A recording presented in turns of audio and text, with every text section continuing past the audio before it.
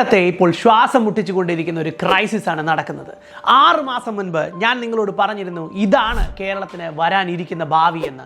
അടുത്ത 6 മാസം, അടുത്ത 9 മാസം, ഈ സമയം കഴിയും തോറും ഇതിൻ്റെ ആഴം കൂടിക്കൂടി വരികയുള്ളൂ. കാരണം 2.5 ലക്ഷത്തിലധികം കുട്ടികൾ നമ്മുടെ നാട്ടിൽ നിന്ന് വിദേശത്തേക്ക് ചേക്കേറിയിരിക്കുകയാണ്. അവർ പോയി എന്നുള്ളതിലുള്ളതല്ല വ്യത്യാസം.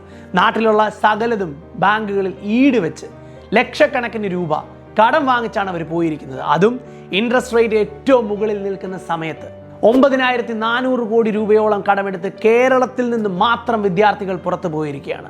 ഓൾ ഇന്ത്യയിൽ അത് ചെറിയ സംഖ്യയായി തോന്നാം, എന്നാൽ കേരളത്തിന് അത് വലിയൊരു ബാധ്യതയാണ്. കേരളത്തിലെ ബാങ്കുകൾക്ക് അത് വലിയ ബാധ്യതയാണ്. ഈ ഈട് വെച്ച് പോയിരിക്കുന്ന വസ്തുക്കൾ ആസ് എ കൊളാട്രൽ അവർ ഓപ്ഷന് വെക്കേണ്ടി വന്നാൽ, ജപ്തി ചെയ്യേണ്ടി വന്നാൽ മാതാപിതാക്കളുടെ അവസ്ഥ എന്താണ്? ഇങ്ങനെയെങ്കിൽ കേരളത്തിൽ ഇപ്പോൾ മാതാപിതാക്കൾ മാത്രമേ ഉള്ളൂ. ശരിക്ക് നിങ്ങൾ ചിന്തിക്കണം.